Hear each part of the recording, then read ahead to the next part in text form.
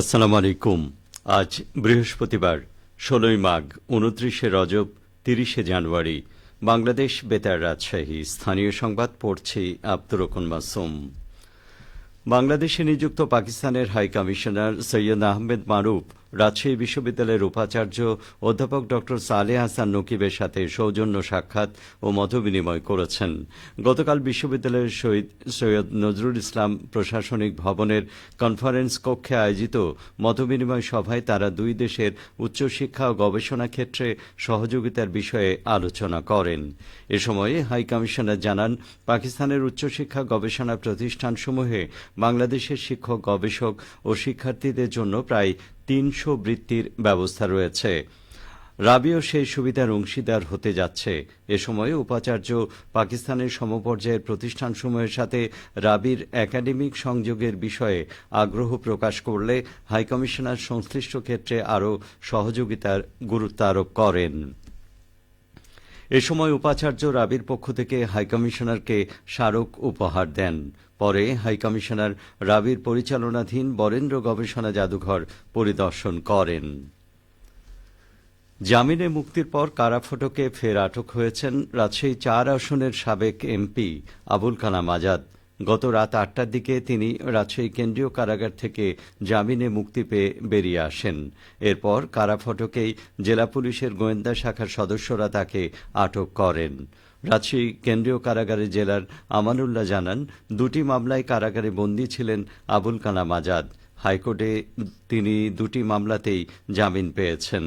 গতকাল জামিনের কাগজ কারাগারে পৌঁছলে প্রক্রিয়া শেষে তাকে মুক্তি দেয়া হয়।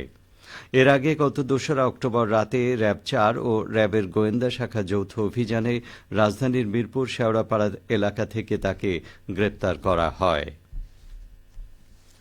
নাগরিক ঐক্যের সভাপতি মাহমুদুর রহমান মান্না বলেছেন, আওয়ামী লীগ এদেশের মানুষের কাঙ্ক্ষিত নির্বাচন, বিচার ও প্রশাসনিক ব্যবস্থাকে ধ্বংস করে দিয়েছে। ক্ষমতায় থেকে তারা লুটপাটের রাজত্ব কায়েম করেছে, গণতন্ত্রকে ধ্বংস করে দিয়েছে। তিনি গতকাল বিকেলে বগুড়ার শিবগঞ্জ উপজেলা সদরের শহীদ মীর মুগ্ধ স্কয়ার চত্বরে যুব সমাবেশে প্রধান অতিথির বক্তব্যে এসব কথা বলেন। মাহমুদুর রহমান মান্না বলেন, আওয়ামী লীগের আমলে দিনের ভোট রাতেই হয়েছে, বিকেলে শুধু তাদের বিজয়ী প্রার্থীর নাম ঘোষণা করা হয়েছে। এখন নতুন বাংলাদেশ গড়ার সময় এসছে। শিবগঞ্জ উপজেলা যুব ঐক্যের সভাপতি অমিত হাসানের সভাপতিত্বে সমাবেশে নাগরিক ঐক্যের কেন্দ্রীয় সদস্য আব্দুর রাজ্জাক সজীব, উপজেলা নাগরিক ঐক্যের আহ্বায়ক শহীদুল ইসলাম বিশেষ অতিথির বক্তব্য রাখেন। নাটোরের Bangladesh Army University of Engineering and Technology BAUET ক্যাম্পাসে ফল সেমিস্টার ২০২৪-এ ভর্তি হওয়া নবাগত শিক্ষার্থীদের নবীনবরণ অনুষ্ঠিত হয়েছে। গতকাল আয়োজিত অনুষ্ঠানে প্রধান অতিথি ছিলেন বিশ্ববিদ্যালয়ের উপাচার্য ব্রিগেডিয়ার জেনারেল মোহাম্মদ মিজানুজ্জামান। অনুষ্ঠানে বিশ্ববিদ্যালয়ের রেজিস্ট্রার অবসরপ্রাপ্ত lieutenant colonel KFA Sohel, proctor অধ্যাপক ড ইঞ্জিনিয়ার মোহাম্মদ মাহমুদুর রহমান, ছাত্র কল্যাণ উপদেষ্টা অধ্যাপক মোহাম্মদ মাসুদুর রহমান, ICE বিভাগের শিক্ষার্থী মোহাম্মদ ইয়াজেদ ফারহান বক্তব্য রাখেন। নওগাঁর মহদেবপুরে জামায়াতে ইসলামীর উদ্যোগে সুবিধাবঞ্চিত মানুষের মাঝে ছাগল বিতরণ করা হয়েছে। গতকাল বিকেলে উপজেলার কুষার সেন্টার মাঠে জামায়াতের নওগাঁ জেলার আমির খন্দকার মোহাম্মদ আব্দুর রাকিব প্রধান অতিথি থেকে এই কর্মসূচি পালন করেন। এ সময় মহদেবপুর উপজেলায় ১১টি পরিবারের প্রত্যেককে একটি করে ছাগল প্রদান করা হয়।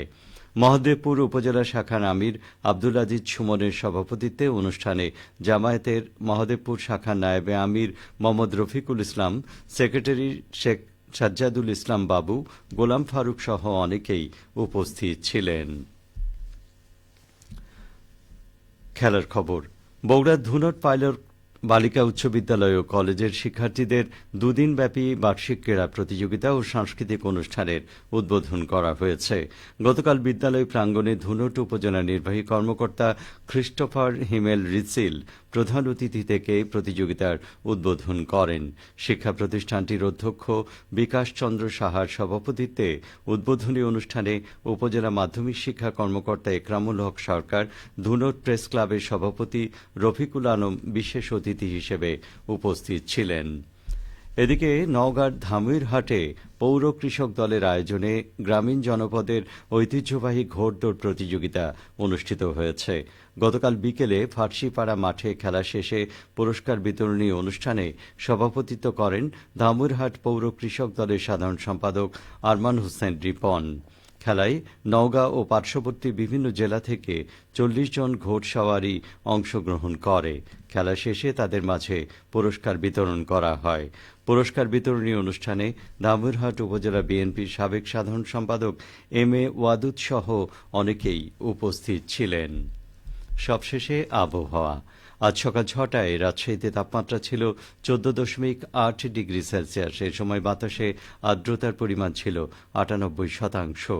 রাজশাহী ও পার্শ্ববর্তী এলাকায় আজ সূর্যোদয় হয়েছে সকাল ৬টা ৪৭ মিনিটে, সূর্যাস্ত সন্ধে ৫টা ৪৯ মিনিটে।